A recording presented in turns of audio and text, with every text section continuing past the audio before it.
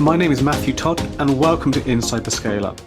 This is the podcast for founders and executives in tech looking to make an impact and learn from their peers within the tech business. We lift the lid on tech businesses, interviewing leaders and following their journey from startup to scale up and beyond, covering everything from developing product market fit, funding and fundraising models to value proposition structure and growth marketing. We learn from their journey so that you can understand how they really work, the failures, the successes, the lessons along the way, so that you can take their learnings and apply them within your own startup or scale up and join the ever-growing list of high-growth UK SaaS businesses.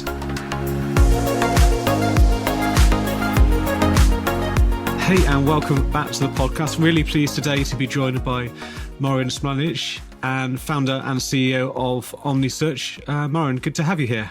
Yeah, thanks Matthew for having me. Great to be here. No worries at all. Looking forward to the conversation today. Obviously, we've talked a little bit about your background before we started recording. And yeah, I've got lots of questions I know I want to ask and find out more about. And I'm sure our audience will like to hear more about your story as well. So let's kick things off, if we can, by you giving a little bit of an intro about yourself and your background. Yeah, totally.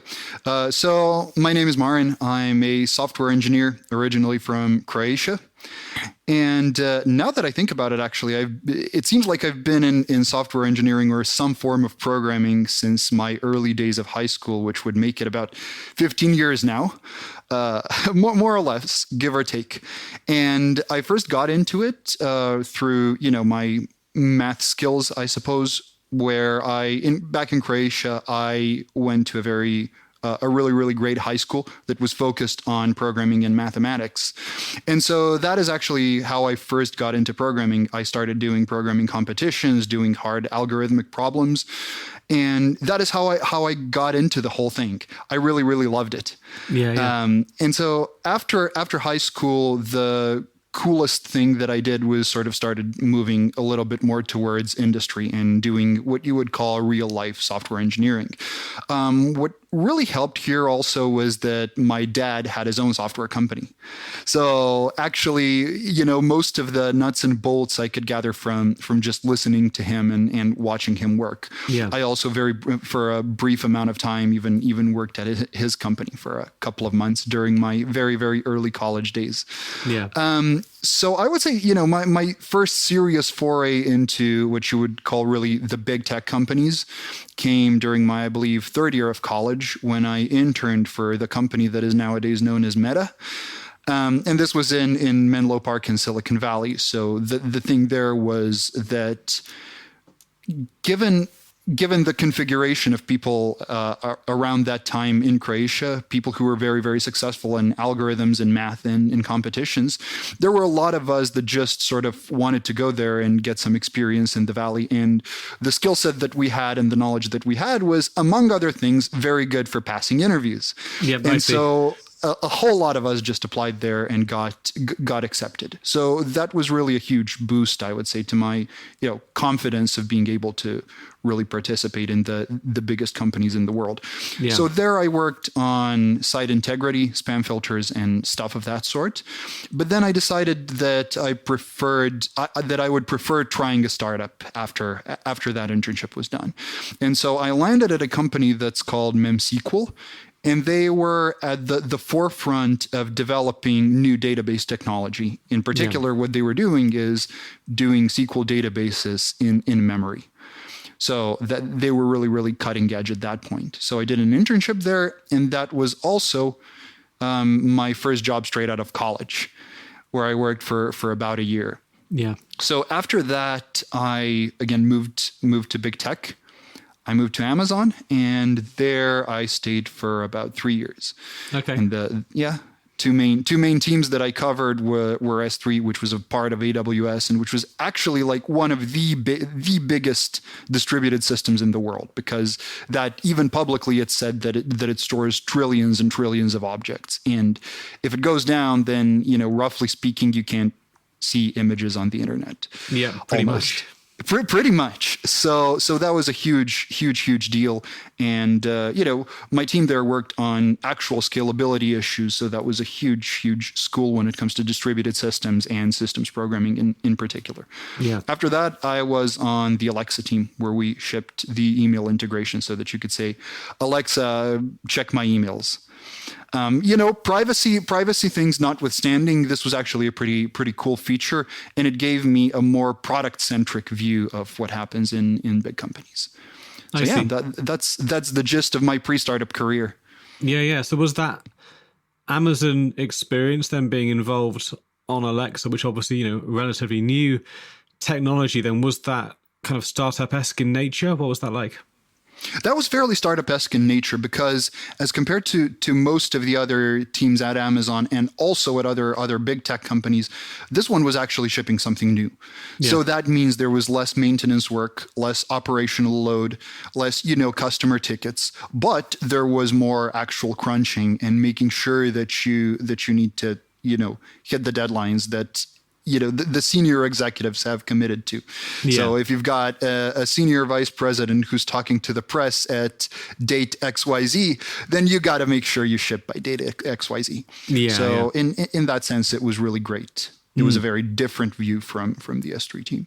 Yeah. So in that experience then, what was it that led you to wanting to start your own thing?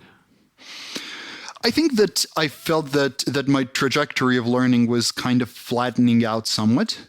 Yeah. And so it was either, I'd start looking for other challenges within Amazon, or I would go on and start a startup. I think that more broadly speaking, I've been wanting to start a startup for a long time. That's always been my end game.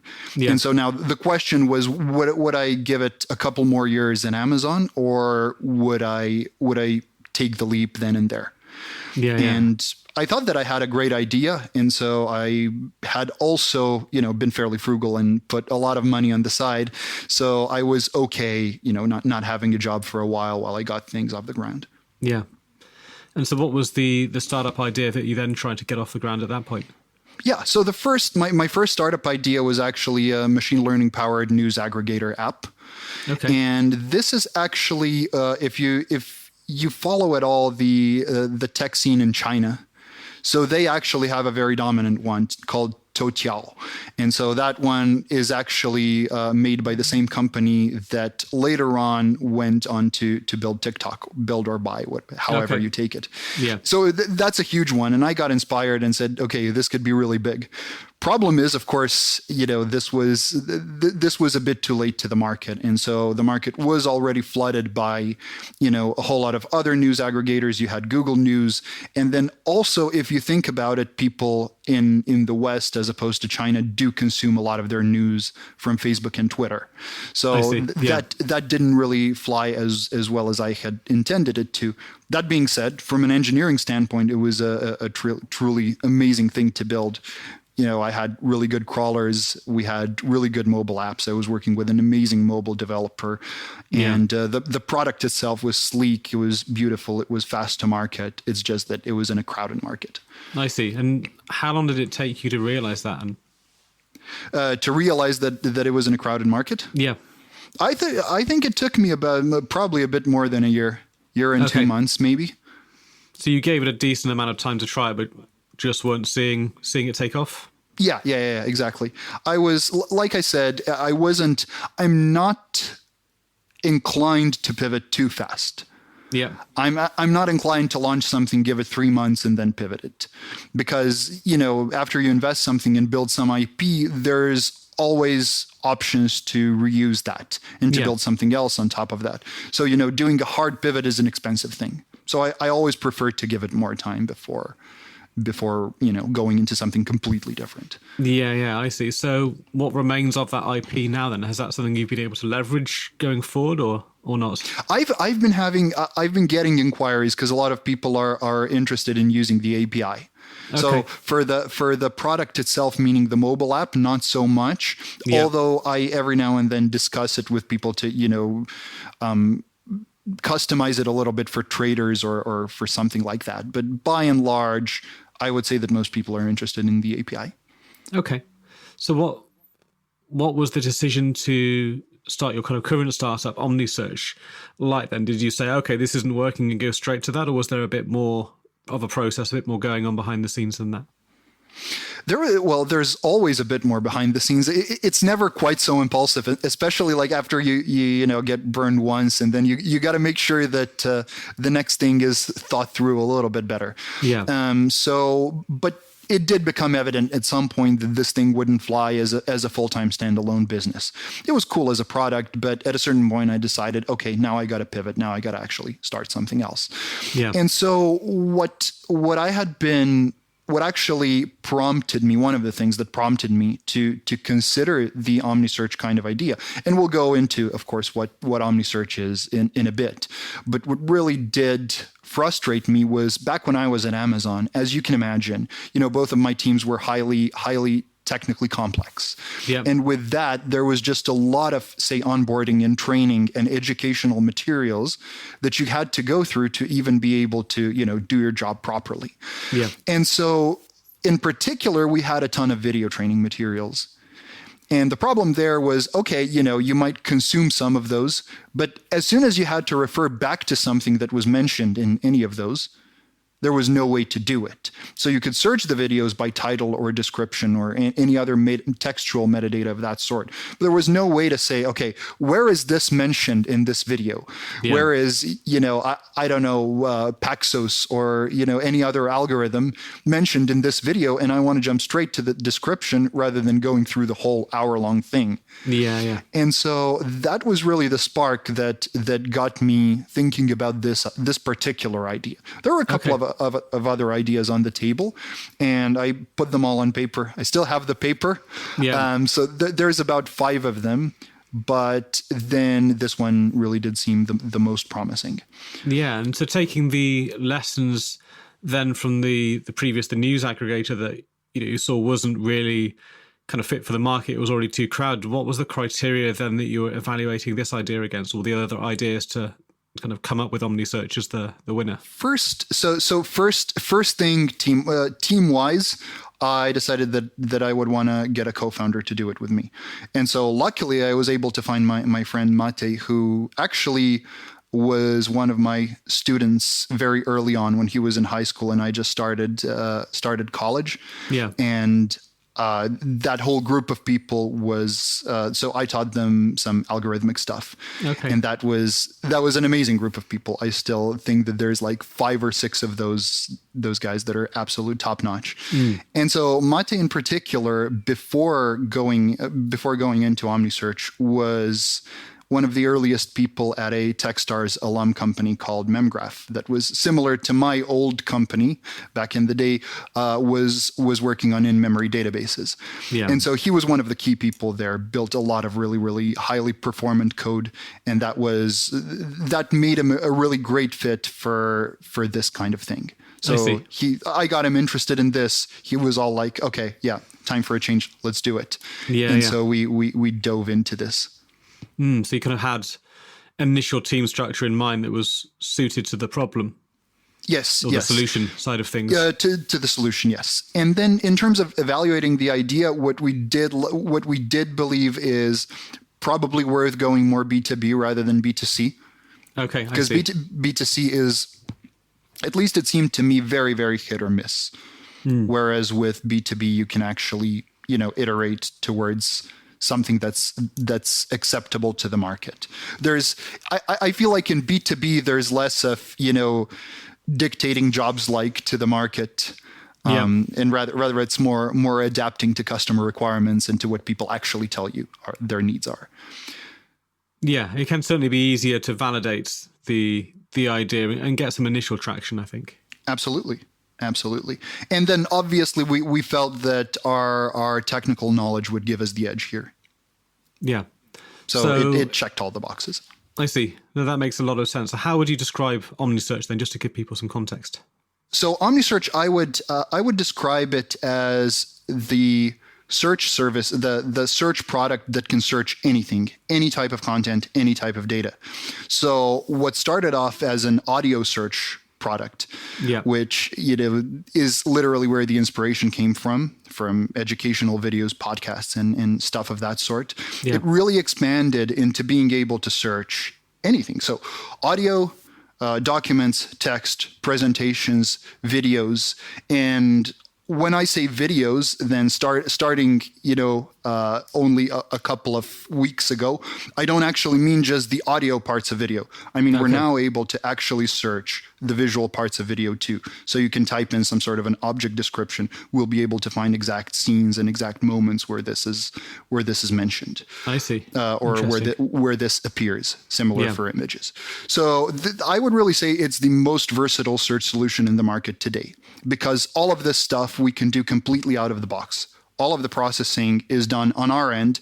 No particular metadata needs to be provided by the customer. And so all this magic can just be leveraged as is.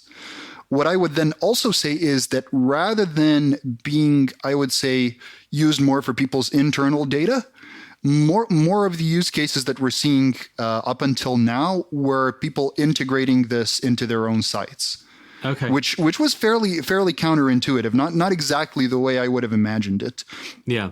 But mostly the way that people are using it right now is to power all the search functionality on their site.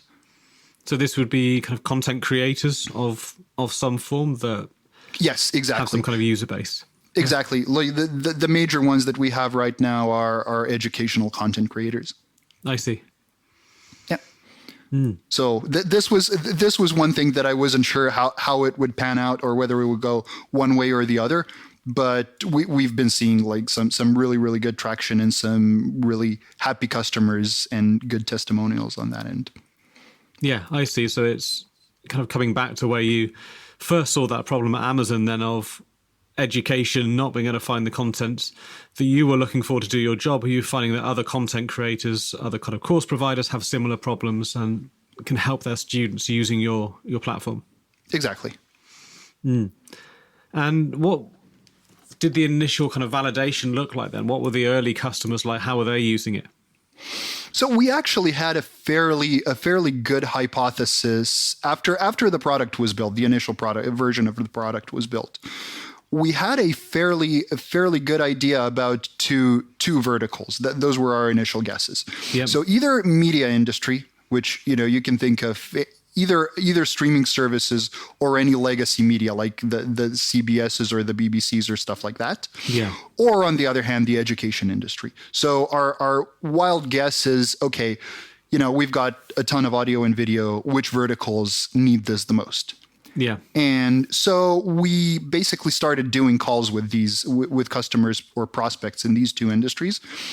And we got a bit more, I would say, interest on the education side, but that may just be a function of the companies in the media space being bigger and I would say, more serious or bureaucratic or whatever you want to call it. Yeah, so in education. Yeah, slow moving, exactly.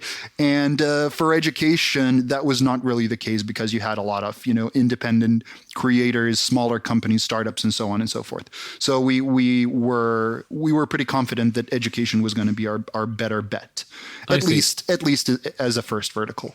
Yeah. No, I can see that makes sense. Definitely being quicker to adopt technology than some of the bigger media companies certainly would be. So when it came to looking at those early customers, then what was that kind of process like of serving those initial customers, making sure that they got value out of that early version?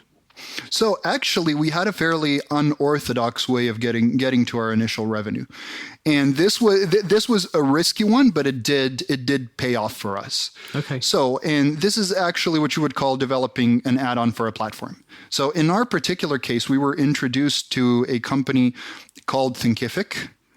And they were based in Vancouver, which is where I was also based when I was working at Amazon and doing the initial startups. Yeah.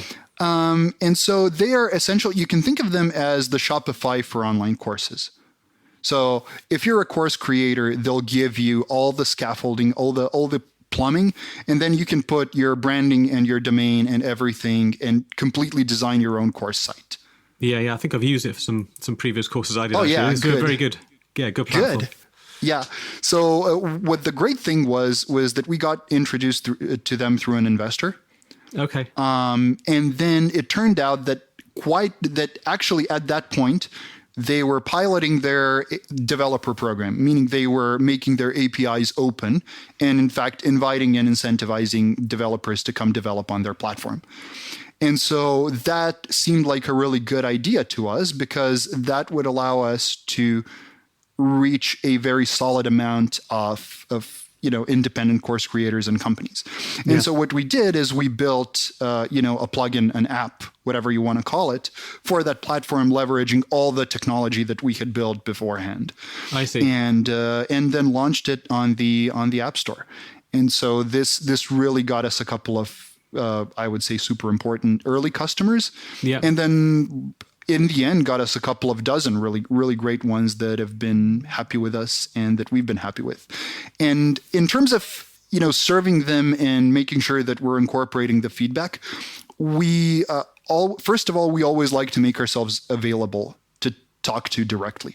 So if you go to our site, you can always book a demo that goes straight to my calendar. And that obviously at some point will become quite unscalable. It is becoming somewhat unscalable even at this point. But in the earlier stages, it was super, super important. And also we were very responsive on emails.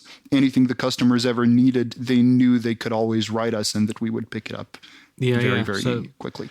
Even though you're deploying that through Thinkific, then you presumably are able to charge kind of subscription to your services and also have a direct relationship with those course creators. Thinkific don't hide that from you, as I know some platforms do in different sectors. Exactly. Yes. So the flip side of that is that you can potentially develop for a platform and, spend a lot of time doing the development and not really having too much of a gain from it.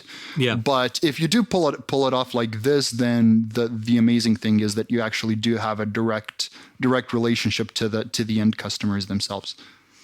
I see. And in terms of competitors to what you're providing, presumably, there are other competitors and definitely in that search space, obviously, but presumably by going down that kind of partnership route, especially being an early integration partner with Thinkific, then there's not a lot of options for other people on that course creation platform to solve those problems.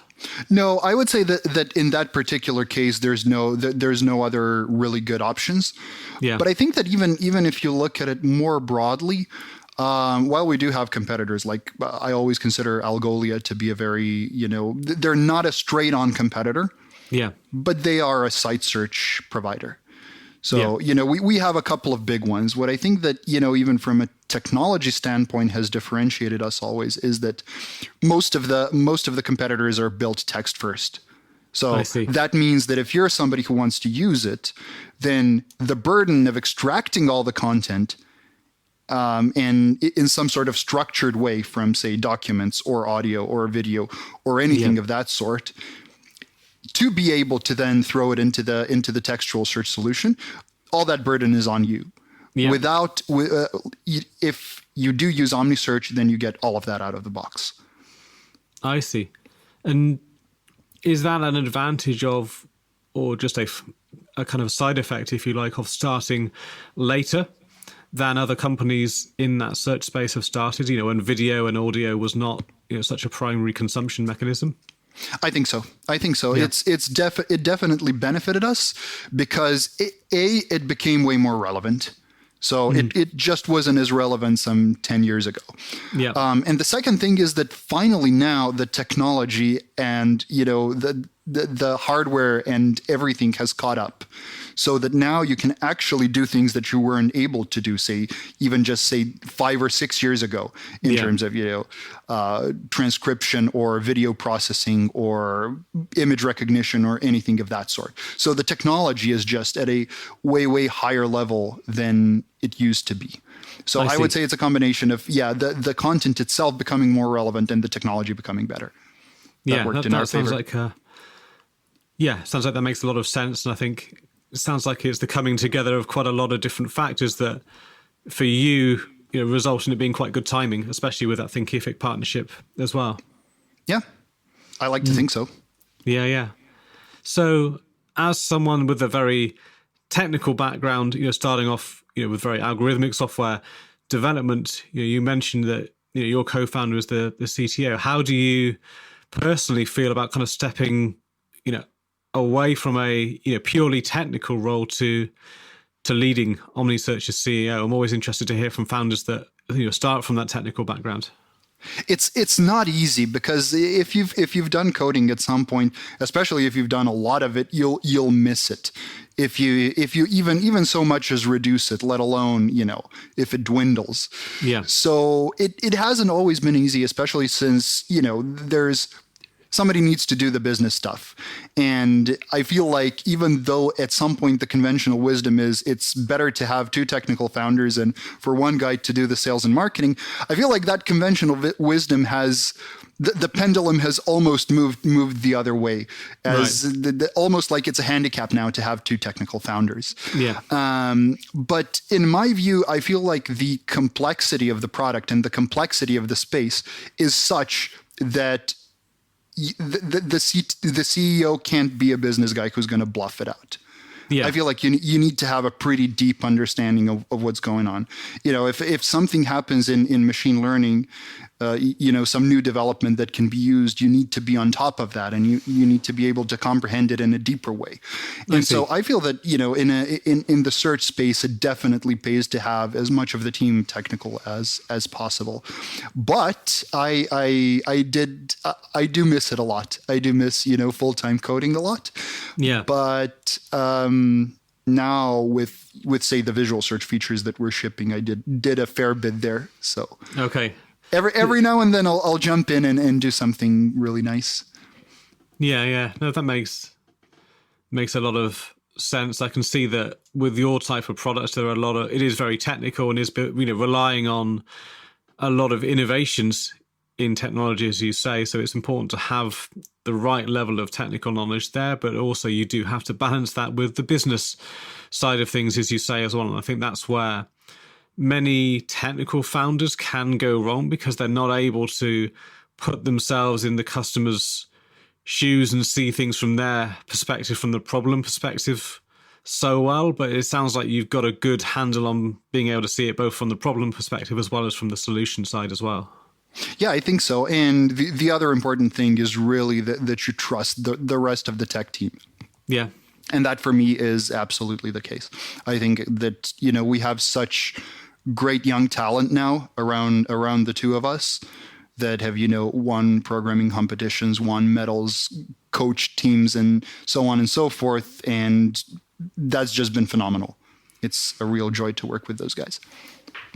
Yeah, I think that's a big part of it, actually. I think where it doesn't work so well is for whatever reason, when those technical founders don't have a technical team that they genuinely do trust, and don't have that feeling of, well, I could do it quicker myself, I could do it better myself. And that's when perhaps they might feel always drawn to more of the technical side and neglecting some of those business things that need to be done as well. Yeah, I agree. Yeah. Tricky balance. Yeah. No, definitely is. And one other thing I wanted to talk to, you already mentioned investors beforehand when you were saying about the introduction to Thinkific as well. How have you approached funding Omnisearch? Too aggressively, even though we were unprepared. But I would say that for us, we had started fundraising, or rather talking to investors relatively early on. Okay. And the first 25 investor calls didn't really result in anything. I think that the main problem was that all we had was a really cool demo. Like Omni, even at its that's the only thing that's missing from the podcasts. The most impressive part is not there. I can't do a demo, but basically the Omni demo has, since its absolute like V0, been fairly wow. Yeah. And so what we would do is we'd show the demo, the investors or customers or whatnot would get fairly interested. But then when they started poking deeper into, either traction, of which at that point we had none, or even just ideas about the business plan, we showed that we didn't really have enough clarity on that. I see. So this is probably why we burned a bunch of those introductions. I wouldn't say burned, but they didn't materialize. So pushing too hard too early before you were really prepared for it. I think so. And still, I would advise people, younger or earlier stage startup founders to do that, because you'll get the feedback. It'll suck, but you'll get the feedback, and you'll know what you need to work on. It's definitely better than, starting out too late and then running out of money and having to abandon it.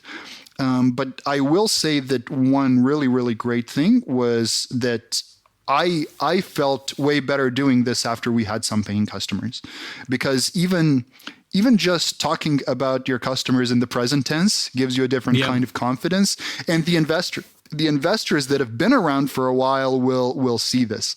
So it's not like, we could, castle in the sky. We think this might be the ideal customer persona. It's like, hey, we've got these 3, 4, 5, whatever people that are actually buying it and like it and use it this way. And here are the testimonials.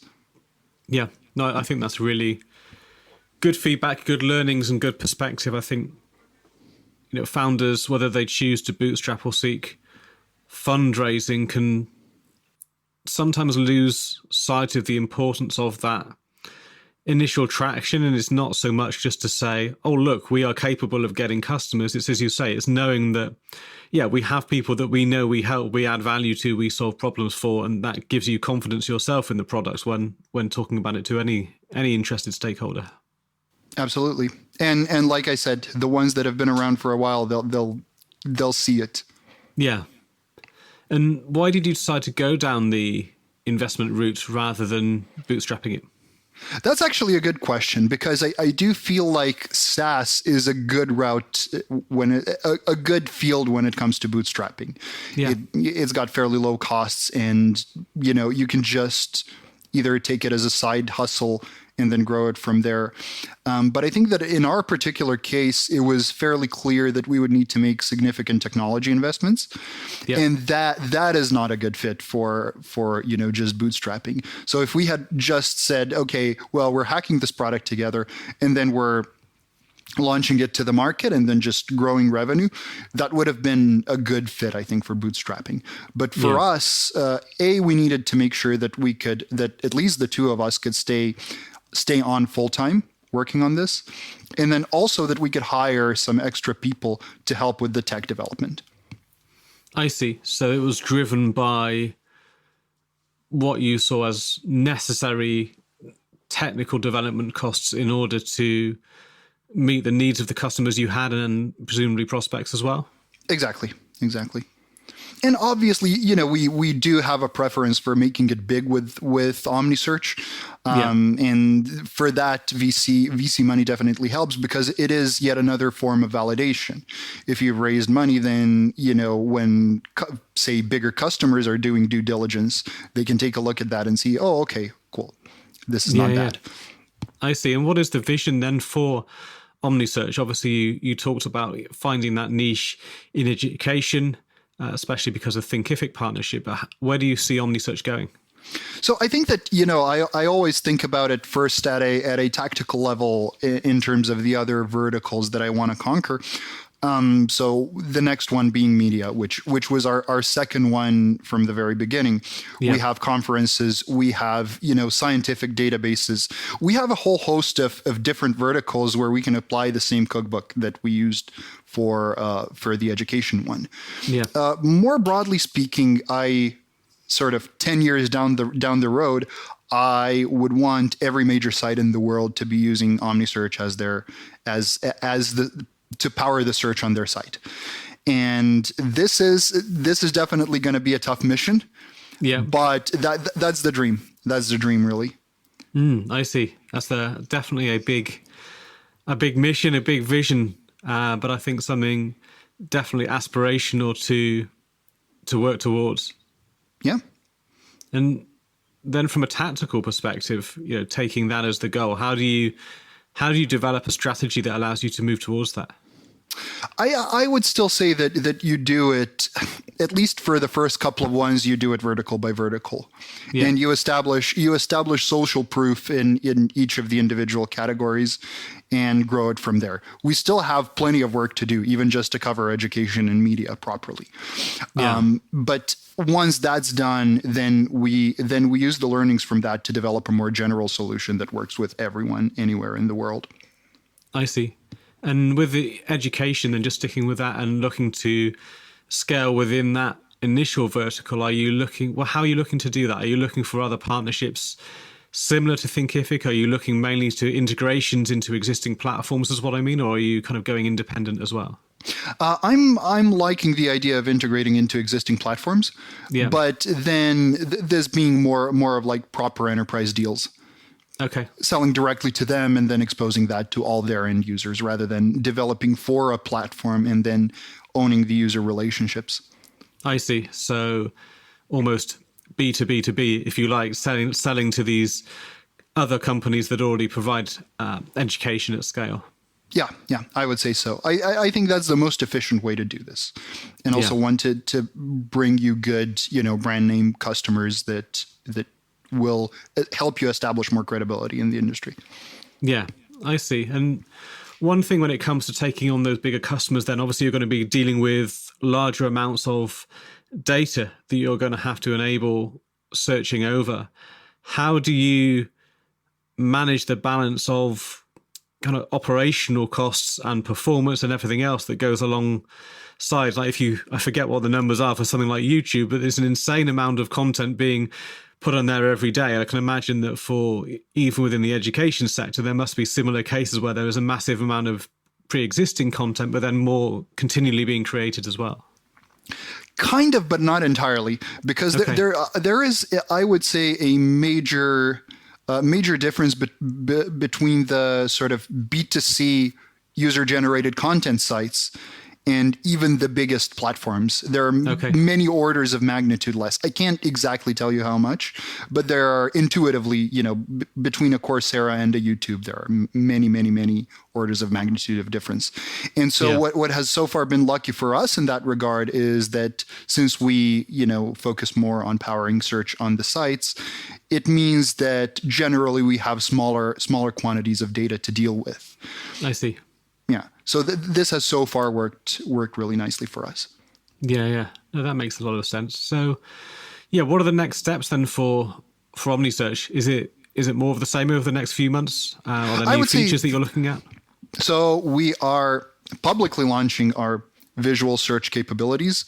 So being able to find objects inside images and videos. That is happening this Monday. Monday the 10th.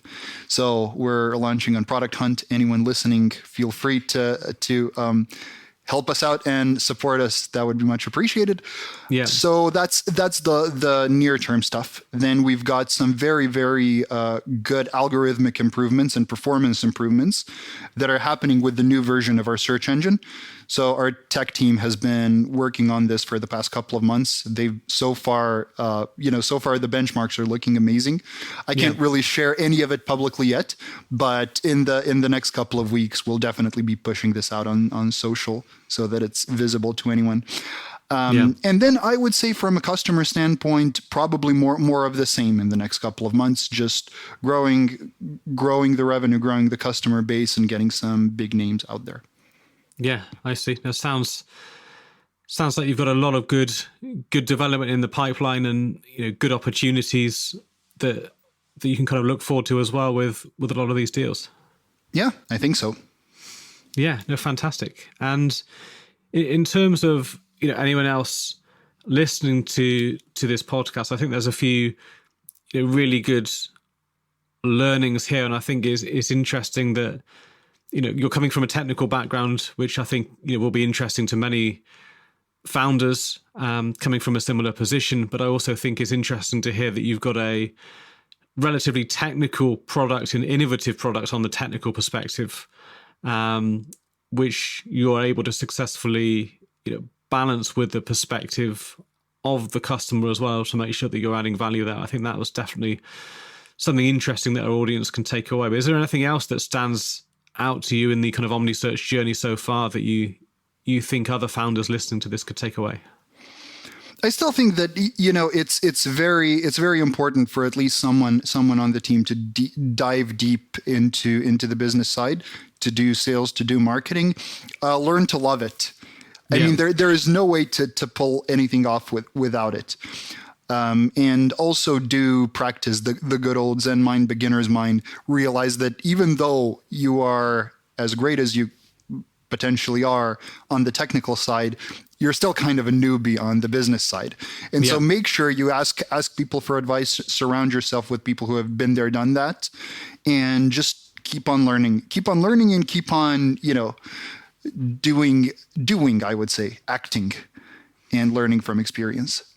Yeah, I think that's really good advice. Don't be afraid to recognize that you don't know that much yet, and just keep on doing and learning, and don't be inclined to feel too comfortable on the technical side, because you can build the best technical product in the world, but if no one ever hears about it, no one gets to use it, then you don't get to build that thing anymore, right?